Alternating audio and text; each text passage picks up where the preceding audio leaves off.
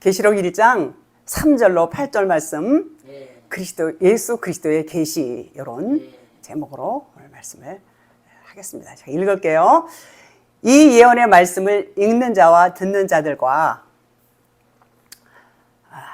그 가운데 기록한 것을 지키는 자들이 복이 있나니 때가 가까움이라. 요한은 아시아에 있는 7교회에 편지하노니 이제도 계시고 전에도 계시고 장차 오실 이와 그 보좌 앞에 7영과 또 충성된 증인으로 죽은 자들 가운데서 먼저 나시고 땅의 임금들의 머리가 되신 예수 그리스도로 말미암아 은혜와 평강이 너희에게 있기를 원하노라. 우리를 사랑하사 그의 피로 우리 죄에서 우리를 해방하시고 그 아버지 하나님을 위하여 우리를 나라와 제사장으로 삼으신 그에게 영광과 능력이 세세토록 있기를 원하노라. 볼지어다 구름을 타고 오시리라.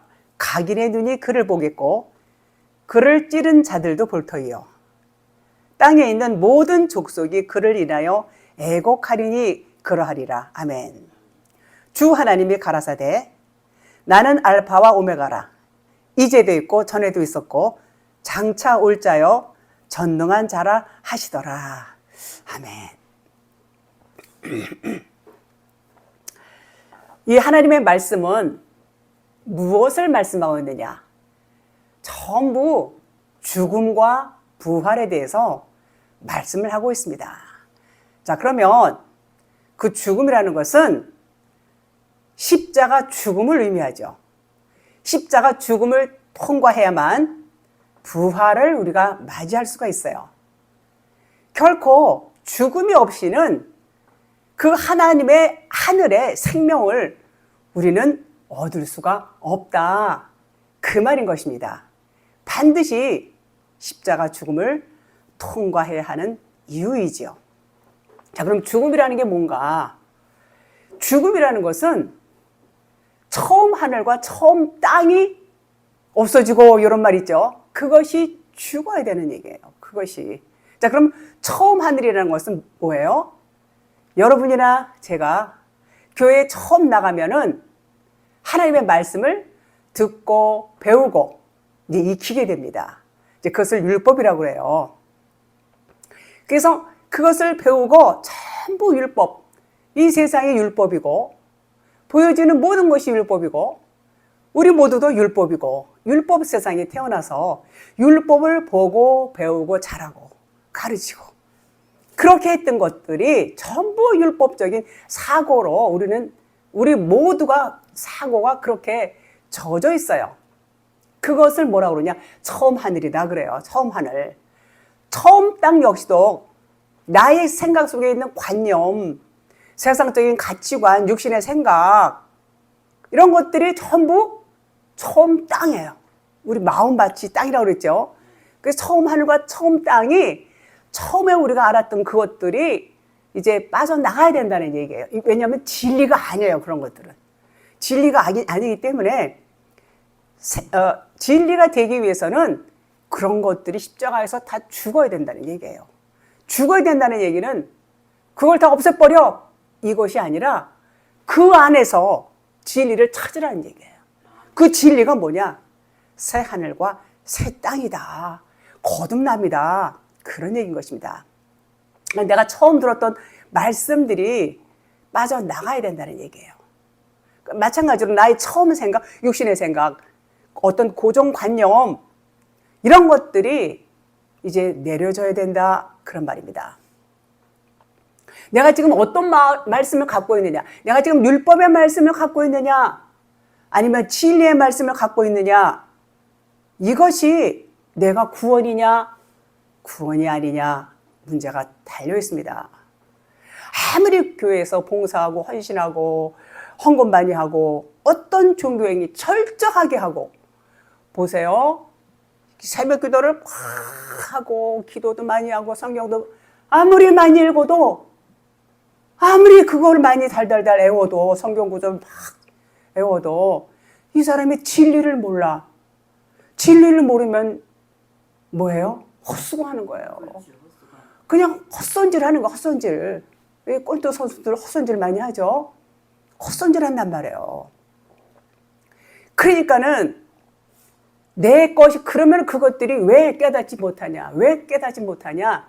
나의 육신의 것이 가득 차 있어서 그래요. 나의 육신의 생각들, 그 육신적인 것들, 보여지는 것들, 전부 나의 마음이 전부 보여지는데 이렇게 전부 빼앗겨 있어. 그냥 보이는 것을 다로 알아요. 응? 그러면 보이지 않는 것을 알아야 되는데, 그 보이는 것을 통해서 보이지 않는 것을 알아야 되는데, 그러니까는 십자가에서 죽어야 된다. 처음 하늘, 처음 땅이 죽어야 된다는 것이 무슨 얘기냐면, 그 내가 지금까지 살아왔던 나의 생각들, 나의 어떤 고정관념들, 세상적인 가치관들, 내가 너무너무 좋아하고 이런 것들이 비워져야 돼요. 비워져야 돼요. 이 컵에 물이 있어요. 물이 있는데 이 공기가 가득 차 있으면은 물이 못 들어가요. 그러니까 물이 들어가면 공기가 빠져나가죠. 그러니까 내 안에 영의 말씀이 들어옴으로 인해서 육의 말씀이 나가는 거예요. 그러니까 육적인 것들이, 쉽게 말하면 육적인 것들이 빠져나가야 된다, 그 얘기예요. 그러니까 육적인 것들이 다 십자가에 죽어야 된다는 얘기예요. 그것이 처음 하늘과 처음 땅이다, 그 얘기를 하는 겁니다. 그런데 어때요? 지금 얼마나 많은 사람들이 육적으로 살고 있어요. 믿는 사람들 전부 돈 얘기하고 뭐 돈 자랑하고 그러잖아요. 목사가 좀 전에도 말씀하신 그런 것처럼 그런 것들이 내려져야 된다는 얘기예요. 우리는 자랑할 수 있는 존재 자체가 못 되기 때문에 그 벌써 자랑을 한다 그러면 이미 육신의 것들로 쌓여 있는 거예요. 그것이 벗겨져야 된다, 그 말인 것입니다. 그래서 그것들이 벗겨지면 뭐예요? 부활이 되는 거예요. 부활. 자기 죽음, 십자가 죽으면 죽음과 동시에 부활을 한단 말이에요. 그 부활이라는 것은 거듭남을 말해요. 거듭남. 다시 태어나는 거예요. 아나스타시스 그래요. 언어로 아나스타시스. 죽음에서 일어서다. 그러니까 누워있는 거예요, 지금. 누워있다는 얘기는 뭐냐면 땅만 바라본단 말이에요. 땅만. 땅적인 존재. 땅의 것들만 바라보고 그것들만 구하고 그것들 하나님이 주시면 할렐루야 간증하고 전부 땅의 것만 바라보는데 그 땅의 거는 생명이 있다? 생명이 없어요. 하나님은 그걸 우리에게 주세요. 하나님은 그것도 너희들이 필요하니까 내가 주는데 너희들이 구할 것은 그게 아니야 그랬어요. 너희들을 구할 것은 생명이야. 생명밖에는 구할 것이 없어. 이렇게 말씀하신다는 것이죠. 자, 그래서 고린도후서 5장 17절 그런즉 누구든지 그리스도 안에 있으면 새로운 피조물이다 그랬어요. 진리의 기둥 십자가로 선단 말이에요. 부활하는 거예요. 그 육신의 것이 죽으니까 아나스타시스 부활한단 말이에요. 부활을 어떻게 생각하십니까? 나중에 우리 죽고 난 다음에 예수님이 뭐 구름 타고 뭐 나팔 불 때 나의 이름을 부르면 그게 부활입니까? 지금까지 우리 그렇게 알았어요. 그렇게 눈으로 보이는 부활이 아니에요. 내 안에서 일어나는 것이 부활이란 말이에요. 내 안에서 내가 거듭나는 거. 물리적으로 예수님이 구름 타고 뭐 흰 옷을 입고 뭐 그거는요 너무나 하나님의 말씀을 오해하고 있는 부분인 것입니다. 계시록 21장 아까 말씀드린 거. 또 내가 새 하늘과 새 땅을 보니 처음 하늘과 처음 땅이 없어졌고, 그러니까 처음 땅과 처음 하늘이 없어지지 않으면 새 하늘과 새 땅이 도래할 수가 없는 것이라는 것이죠. 변화된다는 얘기예요. 변화. 거듭남. 그것을 뭐라고 그러냐면은 이제 야빠사라고 그래. 야빠사. 마른 땅. 진리의 땅이 된다. 그 말인 것입니다. 처음엔 많은 사람들이, 모든 사람들이 다 율법을 아까 말씀드렸지 하나님을 율법으로 하나님을 만나요. 율법으로 하나님 다 만납니다. 그래서 그 율법의 하나님이 전부인 줄 알아요. 전부. 그 율법의 하나님이라는 것은 뭐냐면 예수를 얘기해요. 예수. 그런데 예수는 겉에 하나님이에요. 이제 자꾸 들으시면 깨달으세요. 겉에 하나님이지만 속에 하나님이 또 계세요. 근데 한 분이에요. 두 분은. 두 분 예수 그리스도 그렇지만 두 분은 한 분이에요. 다시 말해서 제 몸이 있어요. 그죠? 우리 목사님들 뭐 다 몸이 있어요. 몸이 있는데 몸 안에 보이지 않는 영이 있잖아요. 그죠? 그래서 겉사람이라고 말하고 속사람이라고 말하죠. 요 얘기입니다. 그래서 모든 사람들이 겉사람으로 만나는 예수님이 누구냐면 바로 겉에 하나님이라고 그래요. 겉에 하나님을 만나서 뭐 방언도 하고 뭐 갖가지 은사를 다 체험을 해요. 신유도 경험하고 이제 그런 거 합니다. 그 하나님이 전부가 아니라는 얘기예요. 그 하나님만 만나서 거기서 머물면 생명이 없다는 겁니다. 그래서 그 율법의 하나님이 전부인 줄 알고 그 율법 말씀에 순종합니다. 아주 순종해요, 열심히. 그렇게 자꾸 율법을 배우면서 이제 우리가 신앙이 성장해요. 뭐 성경 공부도 단계별로 있고 그거 다 해야 됩니다. 그거 필요해요. 공부해야 돼요. 그런데 어느 순간이 되면 이제 잘해야 돼요. 율법은 뭐라고 그랬냐면 율법은 초등학문이라고 했어요. 초등학문. 초등학문은 이제 어렸을 때 배우는 학문을 초등학문이라고 해요. 또는 몽학선생이라고 이렇게 말합니다. 그래서 거기서 머물면 안 되고 거기서 이제 벗어나야 돼요. 이제 한 단계 업이 돼야 된다는 얘기예요. 근데 업이 되지 않고 있으면 어느 순간부터 이제 마음이 어때요? 만족감이 없어요. 만족감이 없고 영적인 갈등이 생겨요.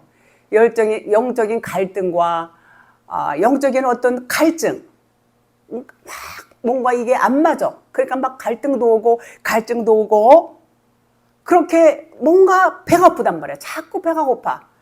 뭔가 만족감이 없어요. 그러니까 어때요? 집회 여기도 가보고 저기도 가보고 또 어떤 사역 현장에도 가보고 어느 목사님 예언을 잘하나 그 예언하는 목사님한테 가서 예언도 받아보고 싶고 막 이래요. 그리고 다닙니다. 막 그냥 여기저기 다녀요. 왜 그럴까요? 생명이 없어서 그래요. 생명이 없으면 만족감이 없어요. 우리는 영적인 존재이기 때문에 우리 영의 양식은 뭐예요? 생명이에요. 생명인데 육의 양식은 육신은 잠깐 배불러요. 그러나 영이 곤고할 수밖에 없어요. 그래서 진리가 없기 때문에 진리가 없으면 안식이 없어요. 안식이 없고 쉼이 없습니다. 그래서 이 겉에 것만 맨날 먹으니까 속 알맹이를 먹어야 되는데 겉에 율법 말씀만 먹으니까 생명이 빈곤해지는 것입니다. 이 66권 성경을 우리가 계속해서 율법 말씀으로만 보고 여기서 진리를 찾지 못하면 그 영혼은 어때요? 생명이 없어요. 이 말씀을 많이 읽는 거 좋습니다. 우리 목사님 성경 많이 보시죠?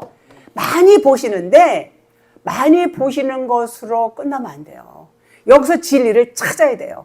여기서 하나님이 나에게 무엇을 요구하시나 하나님께서 말씀하시는 그 의도를 알아야 되는데 그냥 읽고 끝나면 안 돼요. 근데 사실 그것은 특별히 하나님께서 빛을 비춰주셔야 돼요. 계시가 와야지 깨달아요. 계시가 와야지 깨닫게 되는 것입니다. 그렇지 못하면 영혼은 배가 고파서 점점 말라질 수밖에 없어요. 그래서 이 66권을 육적인 시각으로 보느냐 영적인 시각으로 보느냐에 따라서 생명과 사망이 엇갈리게 됩니다. 처음에 교회 나올 때는 육신의 유익을 얻으려고 나와요. 모든 사람들이 뭐 사업에 실패했네, 뭐 병이 걸렸네, 뭐 자녀 때문에 머리가 아파, 남편 때문에 머리가 아파, 뭐 아내 때문에 머리가 아파. 이런 등등의 그 육신의 문제로 인해서 교회에 나갑니다. 교회에 나가면 하나님이 이 문제를 해결해 주시려나? 그러고 나오게 돼요. 누구든지 다 그래요. 첫 발은 그렇게 시작을 합니다. 그럴 수밖에 없어요. 우리는 육신적인 것만 알고 율법적인 것만 알기 때문에 그럴 수밖에 없어요. 좋으신 하나님은 우리 연약한 이 모습을 너무나 잘 아시기 때문에 다 하나님이 들어주셔요, 안 들어주셔요? 들어주셔요. 하나님의 뜻 가운데서 우리의 그 문제들을 해결해 주시고 들어주십니다. 들어주심으로 인해서 하나님이 살아계시다는 것들을 나타내 주세요. 하나님이 살아계시다. 그러나 우리가 궁극적으로 교회에 나오는 것은 하나님을 믿고 의지하는 것은 결국은 뭐냐? 하늘의 생명을 얻으려고 해요. 하늘의 생명을 얻지 못하고 땅 위에 있는 생명만 얻어. 땅 위에 있는 육신의 것들만 얻어. 그래서 아이고 저 집은 교회 열심히 나가더니만은 사업이 성공을 했네. 부자가 됐네. 자식들이 잘 되네. 다 좋습니다. 다 좋아요. 그런데 진리를 모르고 있다면 생명이 없다면 결코 그것은 복받은 가정이라고 말할 수가 없습니다. 이 말씀은, 이 66권 말씀은 전부 영의 말씀이에요. 육신의 말씀이 아니에요. 그래서 영의 안목으로 봐야 돼요. 영의 안목으로 봐야지 바로 보는 거예요. 근데 처음에는 영의 안목으로 누구든지 못 봐요. 다 그냥 써 있는 대로, 까만 글씨, 빨간 글씨 써 있는 대로 그냥 보면서 우리가 믿음 생활 합니다. 그것을 뭐라 하면 어두움이다 그래요.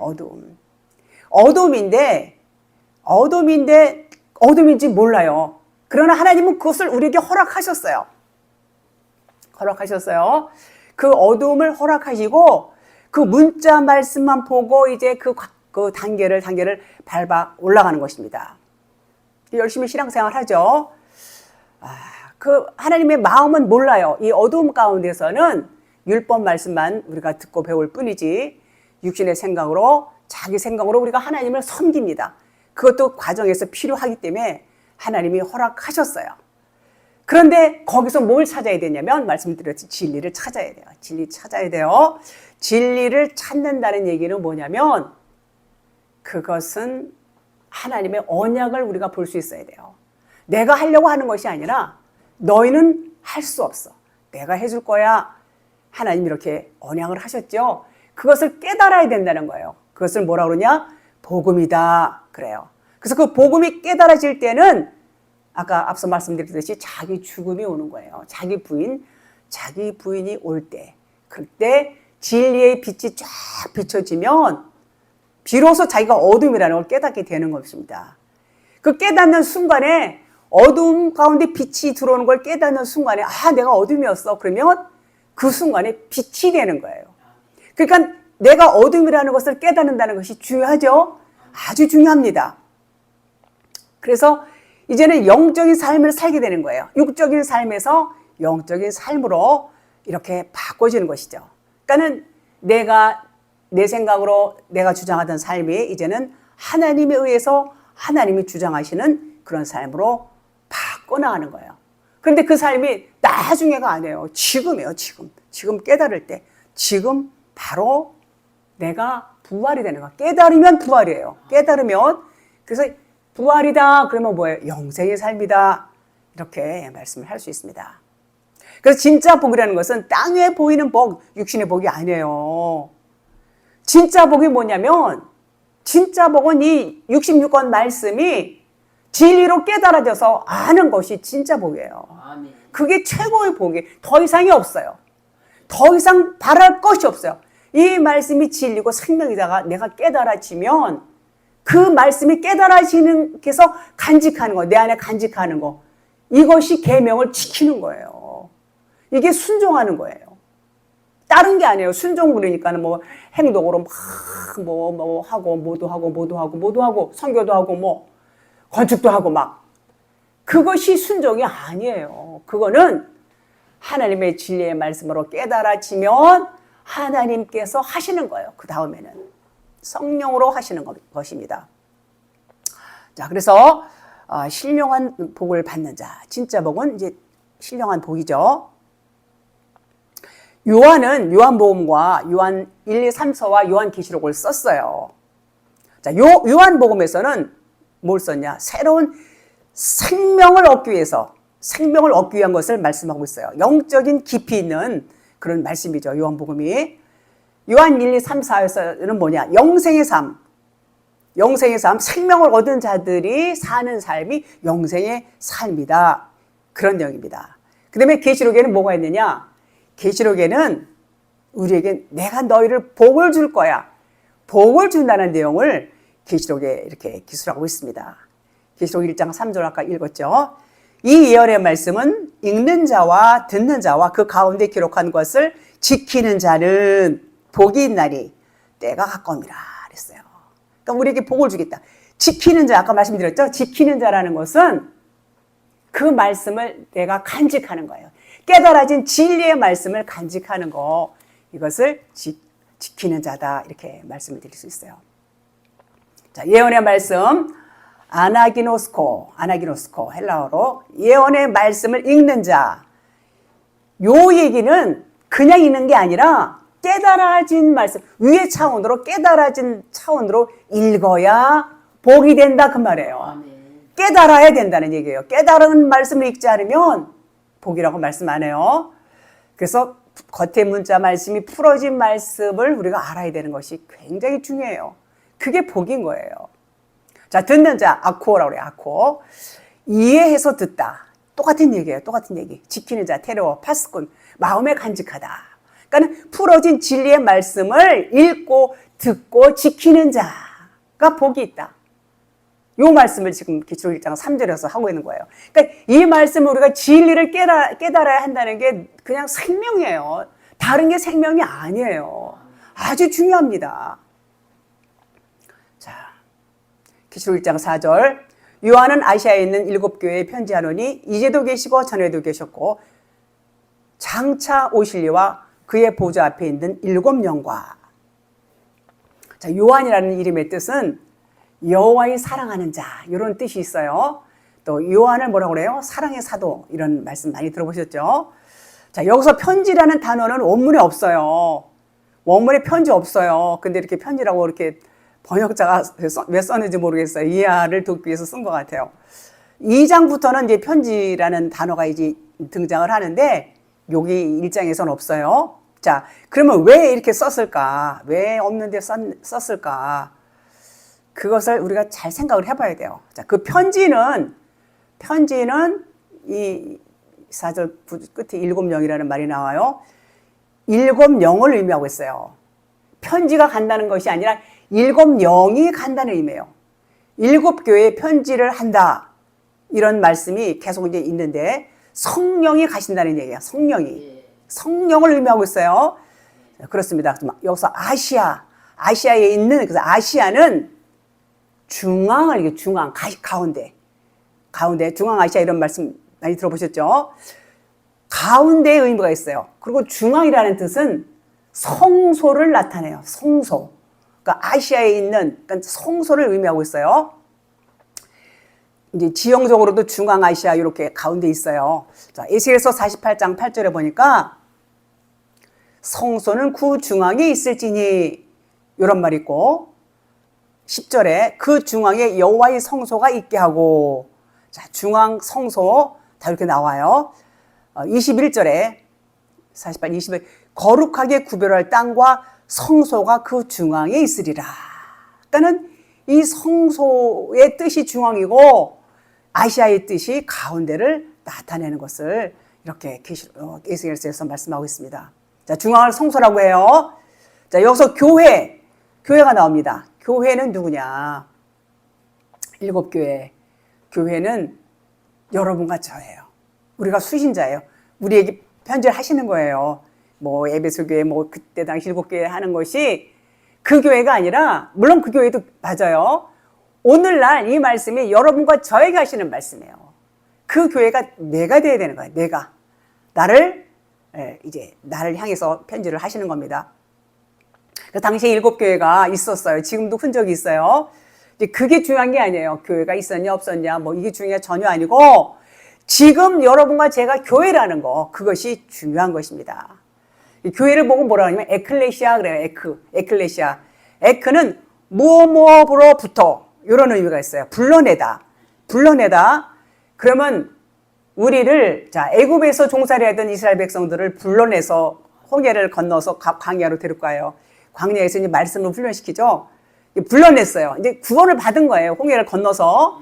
똑같습니다. 애굽은 세상을 지칭해요. 세상이 애굽이에요. 우리 세상 사람들이에요. 전부 세상 사람들이었는데 하나님이 어디로 불렀어요? 교회로 불러주셨어요. 부르셨다는 얘기는 하나님이 내가 너희를 살릴 거야. 내가 너희를 살릴 거야.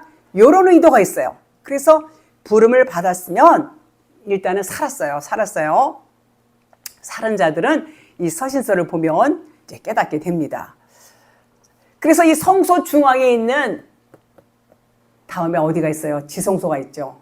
지성소에 들어가기 위해서는 우리가 말씀으로 다져지는 것은 물론이거니와 이제 십자가 죽음을 통과해야 되는 과정이 남아있지요.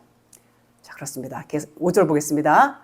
또 충성된 증인으로 죽은 자들 가운데서 먼저 나시고 땅의 임금들의 머리가 되신 예수 그리스도로 말미암아 은혜와 평강이 너에게 있기를 원하노라. 우리를 사랑하사 그의 피로 우리 죄에서 우리를 해방하시고. 자, 일곱 교회는 말씀드렸듯이 우리 마음이에요.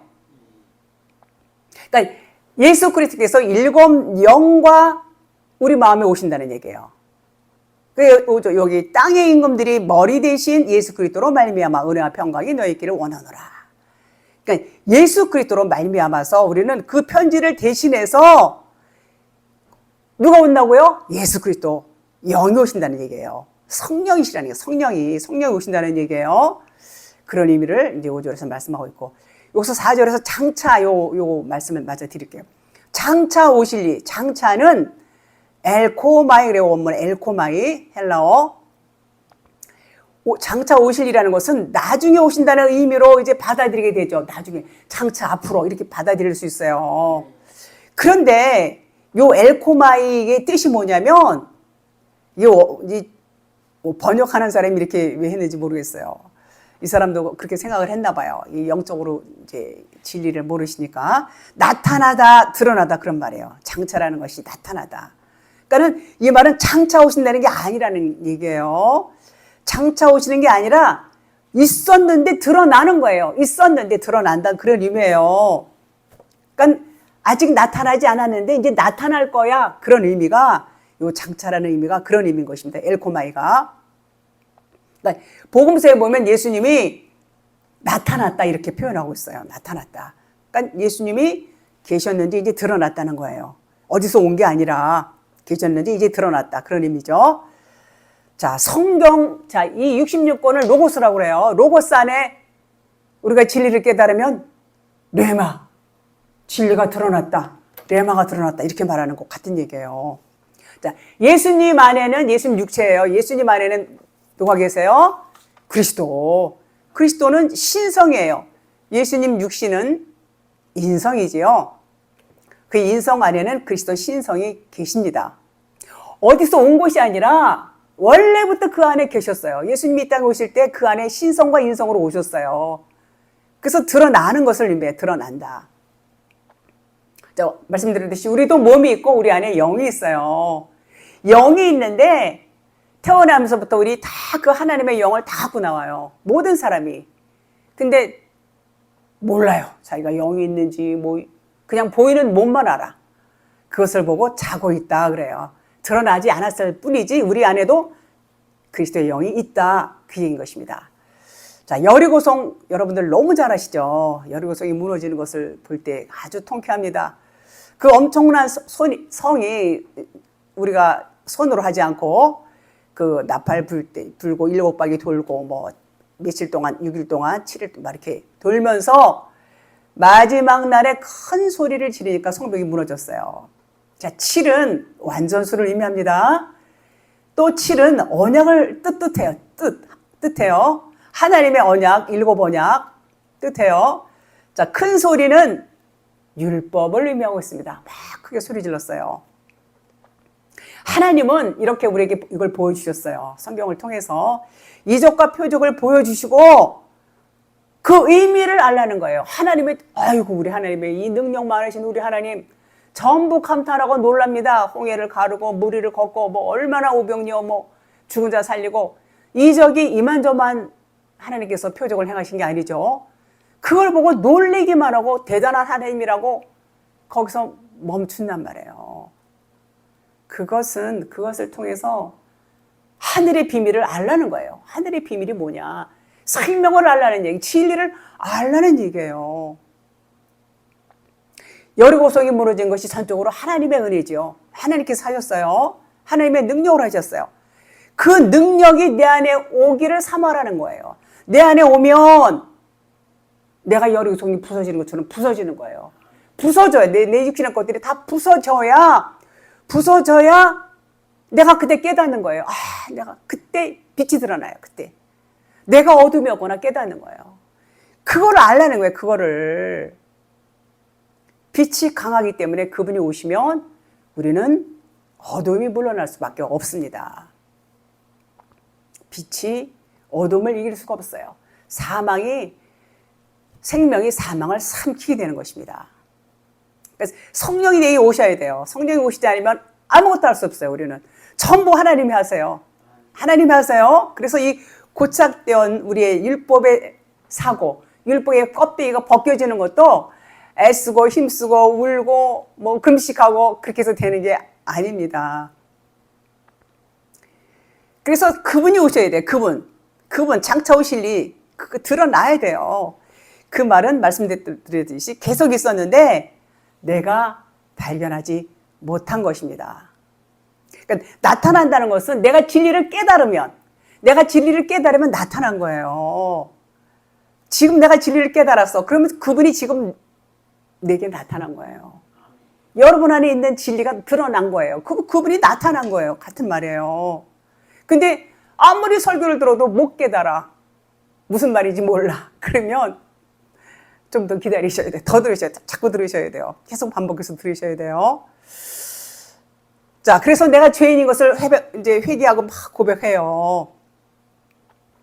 고백하는데 그분이 내 안에 임하셔야 진정한 회개를 할 수 있어요. 회개도 성령께서 하시지 내가 할 수 없어요. 내가 하는 회개는 뭐예요?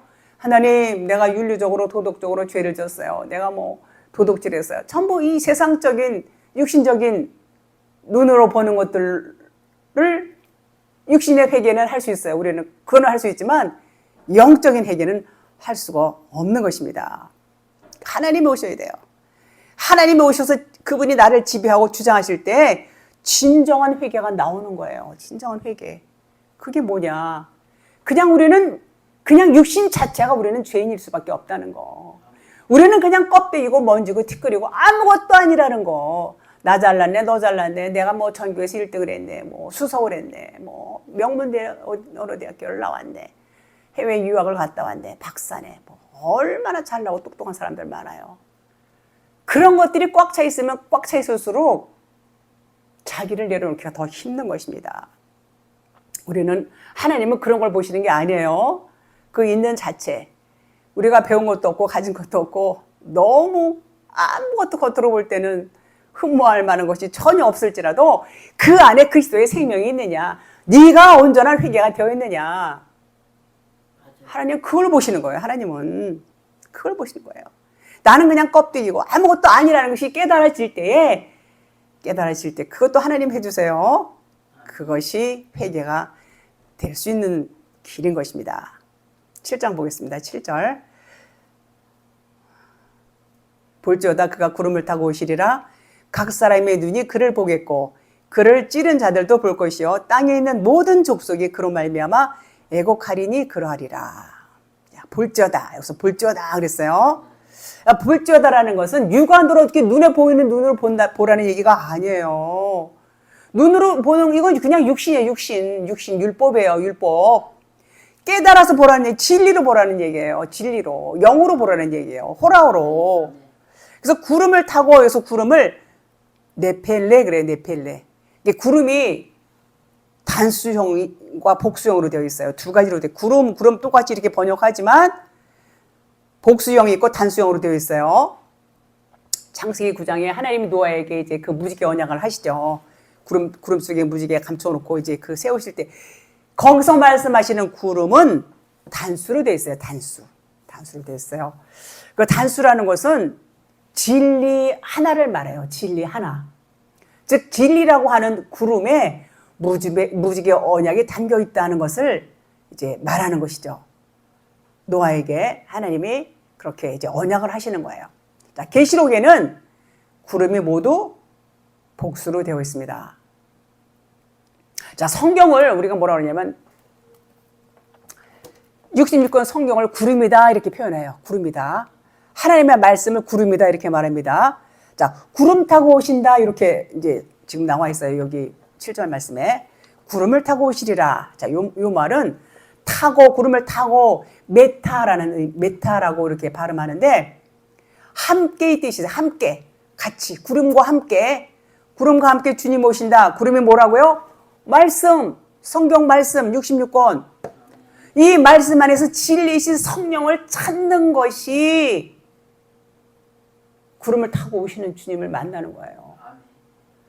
그래서 밭에 감추인 보화를 캐내는 거예요. 뭐가요? 이 율법 말씀에서 진리를 깨달으면 요것이 구름을 타고 오시리라. 구름 타고 오는 거예요. 진리의 영을 만나면 이게 뭐라고요? 구름. 이 말씀이 구름. 이 안에서 진리의 영을 만난다는 얘기예요. 이 진리 율법 말씀이 깨달아지면 진리가 되는 거예요. 진리. 생명이라 그 얘기예요. 그래서 그 보화, 그것을 밭에 감추인 보화다 이렇게 표현해요. 그 보화를 찾지 못하면 구름 타고 오시는 분을 몰라요. 구름은 상징적인 의미가 있어요. 성경 66권도 말씀드렸듯이 구름이고 예수님도 구름이고 여러분과 저도 구름이에요. 보이는 것을 지금 구름으로 이렇게 나타내고 있어요. 구름 속에는 뭐가 있다고요? 생명이 있다. 그 생명이 드러나려면 계속해서 똑같은 말씀 드려요. 육신의 껍데기가 벗겨져야 된다. 내 생각이 벗겨지고 부서져야 그 안에 감추인 생명이 드러난다. 그 말인 것입니다. 자, 계시록에서는 구름을 네펠레 복수형으로 현재형으로 쓰여 있다고 그랬어요. 자, 복수는 아시다시피 복수 그러면 2개 이상을 말해요. 2개. 율법과 복음을 말하고 있어요. 복음. 66권을 구름으로 묘사하고 있는데 어떤 사람은 이것을 진리로 보는 사람이 있어요. 그냥 보통 우리는 다 이걸 율법으로 봐요. 자, 율법으로 본다는 얘기는 써 있는 대로 보는 거예요. 써 있는 대로 보는데 어떤 사람은 써 있는 것 속 안에 진리를 깨달아.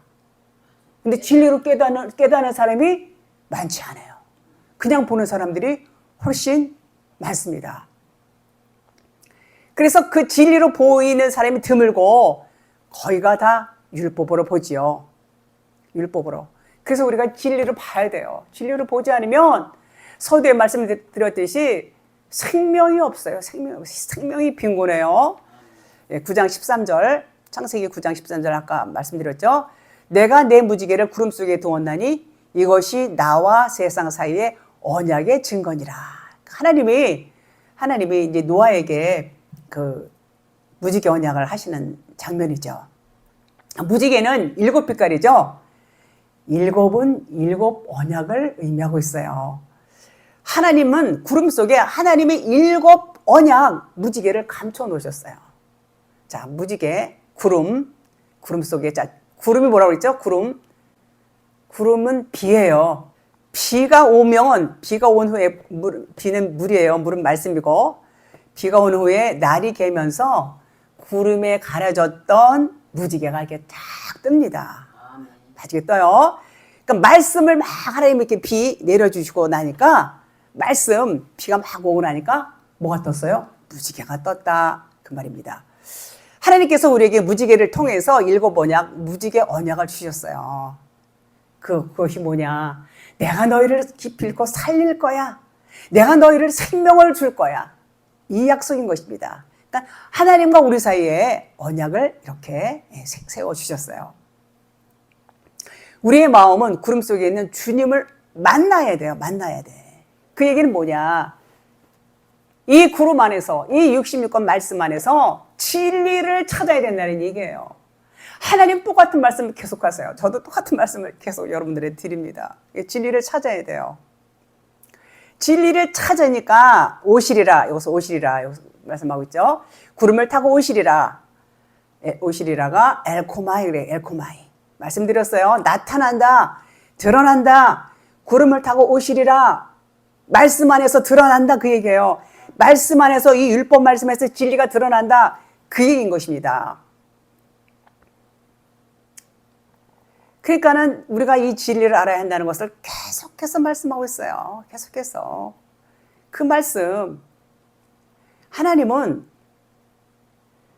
이렇게 우리에게 똑같은 말씀을 하는 것은 우리가 그만큼 마음이 딱딱해갖고 자꾸 망각을 해. 자꾸 육신으로 가려고 하니까 계속 하나님은 우리를 같은 말을 통해서 이끌어 가시는 것입니다.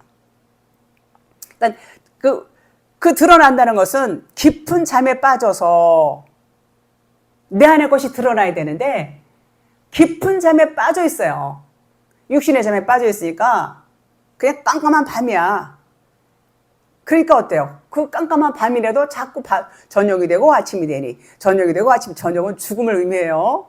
자꾸 말씀을 통해서 듣고 깨닫게 밤을 통해서 그 다음에 아침이 되니 이게 반복이 되는 거예요. 창세기 1장에 이렇게 나오죠. 그래서 어두운 밤이지만 자꾸 물을 주니까 드디어 이제 깨어나는 거예요. 우리가 콩나물 그 딱딱한 콩 보죠. 처음엔 딱딱하지만 자꾸 콩나물 시루에 물을 주니까 물이 빠져나가는 것 같지만 어때요? 콩이 점점점 싹이 나면서 자라는 것을 볼 수 있어요. 왜냐하면 콩에는 생명이 있기 때문에 그래요. 이런 것처럼 자꾸만 말씀을 먹는다는 얘기는 자꾸 말씀을 들어야 돼요. 진리의 말씀, 율법의 말씀이, 풀어진 말씀이 그렇게 중요해요. 그 진리의 말씀을 들으면 잠자던 영이 깨어나는 거예요. 그러니까 드러나는 거예요. 잠자던 영이 드러나는. 여러분 안에 다 지금 그리스도의 영이 다 있어요. 하나님의 영이 다 있어요. 근데 진리의 영이 이게 드러난단 말이에요. 어떻게 하면 자꾸 말씀을 진리를 들으면 그 영이 깨어나는 거예요. 잠자던 영이 깨어나는 거예요. 그러면 드러나는 거야. 오시리라. 그러면 오시리라. 드러난다. 그 얘기예요. 그래서 자꾸만 말씀을 먹으니까 드러나는 것을 말씀하고 있어요. 요한일서 3장 8절에 죄를 지는 자는 마귀에게 속하나니 마귀는 처음부터 범죄함이라. 여기서 하나님의 아들이 나타나신 것은 이렇게 돼 있죠.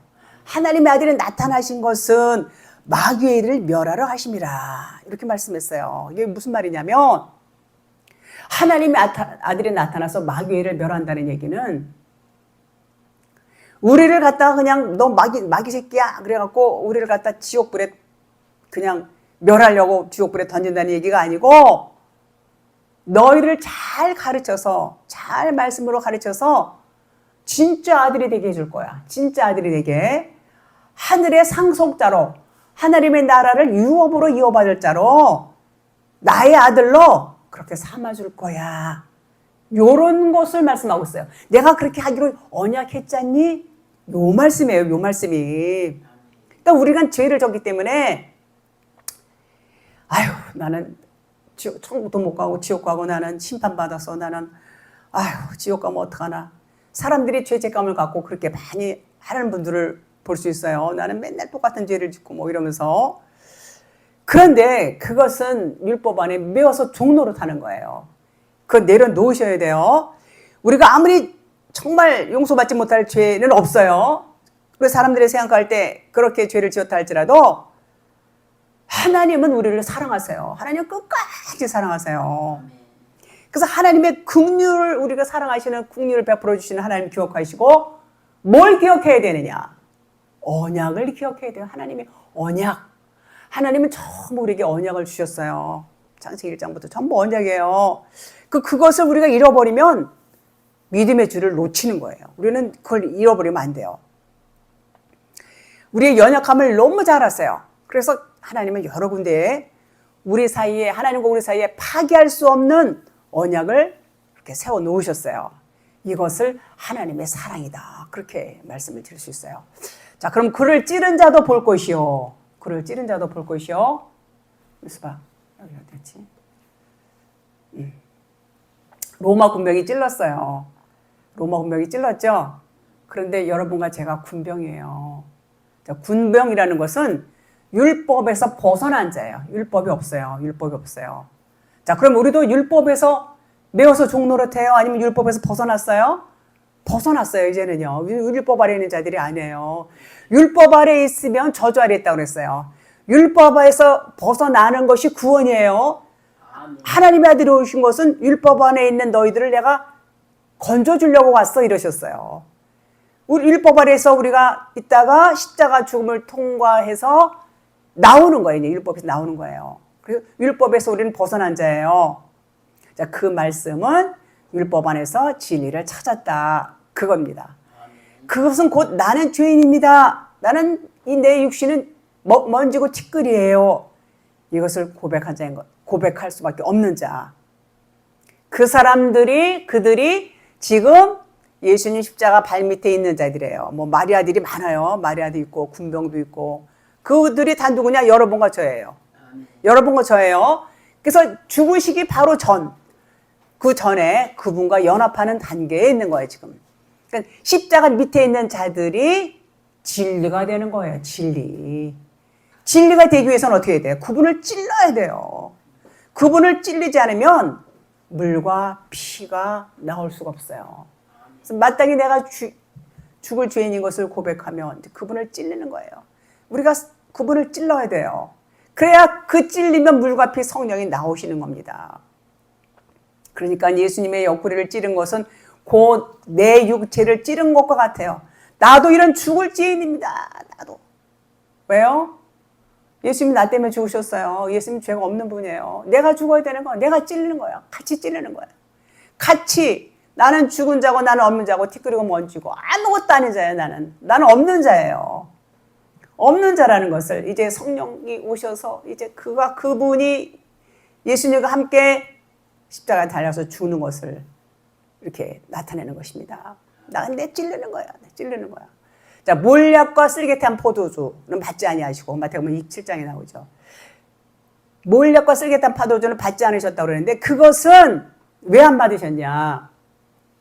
아직 받기 전에 저들이 죽지 않았어요. 안 죽었어요. 나는 죽었습니다. 같이 죽기 바로 직전이니까 우리 똑같아요. 다 십자가 죽음 옆구리 찔리기 바로 직전 죽지 않았을 때 요한복음 19장 30절에 신포도주를 받으셨다고 그랬어요. 죽지 않았지만 곧 그들이 깨달아서 신포도주를 받게 됩니다. 참 회개를 하게 된 거죠. 그러니까 예수님이 신포도주를 받으시는 거예요. 이게 무슨 말이냐면 몰약과 쓸개탄 포도주 받지 않으셨다는 것은 저들이 죽지 않았어. 이건 받으면 안 돼. 안 받아. 근데 신포도주는 저들이 온전히 회개가 됐어. 아, 저들이 이제 죽었구나. 죽는구나. 그럼 이제 신포도주를 받으세요. 그럴 때 예수님은 그것은 어떤 의미냐면 예수님과 우리는 이제 다 이제 하나가 되는 거예요. 너도 죄인, 나도 죄인. 죽어야 할 죄인이라는 것을 지금 의미하고 있어요. 같이 십자가에서 죽자. 같이 십자가에 죽는 거예요. 우리는 그때 이미 다 죽은 자들이에요. 언제요? 2000년 전에 예수님이 십자가에서 온 인류의 죄를 담당하셨어요. 다 죽은 자들이에요. 그런데 깨닫지 못할 뿐이에요. 못 깨달아. 깨닫지 못해요. 뭐라고 했어요? 주님이 다 이루었다 그러셨어요. 그러고 이제 운명하셨죠. 다 이루었다. 다 이미 우리도 2000년 전에 예수님과 함께 다 죽은 자들이에요. 죽었는데 그 죽음을 깨닫는 자 드러날 때 성령의 빛이 조명이 비춰지면 드러나는 것입니다. 드러나면 내가 죽었구나를 깨닫게 되고 동시에 살아나는 것이죠. 각 사람의 눈이 그를 보겠고 여기서 각 사람이라고 그러는데 각 사람이 아니고 온갖 모두라는 뜻이에요.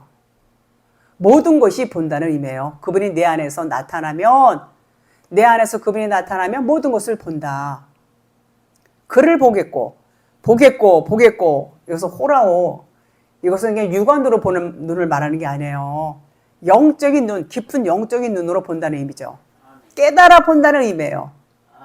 네, 육안으로 볼 수 있게 임하는 게 아닌 거예요. 그를 보겠고 어떻게 봐요? 육신의 생각 갖고 있으면 절대로 못 봅니다.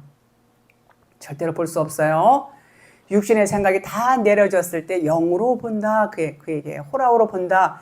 깊은 영적인 눈으로 본다. 그 얘기가 호라오 원문에 이렇게 돼 있어요. 깨달아서 본다는 의미죠. 그 얘기는 뭐예요? 내 안에 주님이 오신다는 얘기예요. 본다. 내 안에 오신다. 내 안에 오신다. 그 얘기예요. 그래서 에고카리니, 에고 콥토로 해요. 콥토. 베어낸다, 쳐버린다. 무슨 얘기냐면 에고카리니 쳐버린다. 마음의 할례를 얘기해. 마음의 할례. 마음을 찢으라고 그러잖아요. 육신의 할례는 할례가 아니다. 너의 마음을 찢으라고 그러셨어요. 주님이 내 안에서 나타나시면 우리는 마음의 할례를 하게 되는 거예요. 마음의 할례를. 정말 죽을 죄인이구나. 우리는 정말 죽을 수밖에 없어. 우리는 아무것도 아닌 자, 우리 죽어야 돼. 그 고백하는 거야. 마음이 찢어지는 회개. 이것을 할례라고 그래요. 그러니까 그분이 내 안에 오시면 우리는 마음의 할례를 한다. 그 얘기입니다. 애곡하리니 그 얘기죠. 자, 마지막 절 8절 보겠습니다. 주 하나님이 이르시되 나는 알파와 오메가라. 이제도 있고 전에도 있었고 장차 올 자여 전능한 자라 하시더라. 자, 알파 오메가 여러분들 너무 잘 아세요. 처음과 나중이고 시작과 끝이죠. 알파는 부정을 의미해요. 부정. 자, 부정이라는 것은 이제 부정문 아니다, 아니야 이런 뜻. 알파는 아니야 이런 뜻. 그 뭐가 아닐까요? 예수님이 아니야 그 얘기예요. 그러니까 예수님은 죽어야 돼 그런 의미인 것입니다. 죽어야 된다는 의미가 어디에 담겨 있어요? 알파 오메가는 잘 알죠. 처음과 나중. 처음 예수님 육신으로 먼저 오셨어요. 육신. 그 육신 예수는 죽어야 된다는 얘기예요. 그 육신이 죽으면 그 안에서 그리스도가 드러나요. 요 오메가라고 그래요. 오메가, 부활, 생명. 그걸 얘기하는 겁니다. 그래서 죽어야 산다는 말씀이 어디에 들어있어요? 알파와 오메가. 예수는 그리스도. 예수는 그리스도. 다 말씀이 연결되어 있어요. 그 말씀. 알 수 있어요. 그것을. 자, 여기서도 장차라는 말이 아니에요. 현재용으로 쓰이는 거. 장차가 아니라 지금이라는 얘기예요. 지금 말씀을 듣고 깨달으면 지금 오신다 그 얘기예요. 누가요? 장차 오시리 그러잖아요. 장차가 아니에요. 지금이에요. 장차 오실 리가 아니에요. 볼지어다 구름을 타고 오시리라. 각인의 눈이 그를 보겠고 그를 찌른 자들도 볼 터이요. 땅에 있는 모든 족속이 그를 인하여 애곡하리니 그러하리라. 그분이 지금 오셔. 이 말씀 구름 타고 말씀 가운데서 여러분 가운데 제 안에 그분이 오시면 그분이 내 안에 오시면 우리가 그분을 보는 거예요. 그분을 내 안에 오시는 거예요. 내 안에 오시는 그분을 보는 거예요. 지금 말씀을 듣고 깨달으면 지금 오신 겁니다. 여러분 안에, 제 안에. 우리는 재림 예수를 기다리는데 그 재림 예수가 바로 말씀을 깨달아서 그분이 내 안에 오신 겁니다. 그러면 그것이 재림이고 그것이 부활이에요. 부활 같은 그런 뜻인 것입니다. 오늘 말씀은 여기까지 하겠습니다.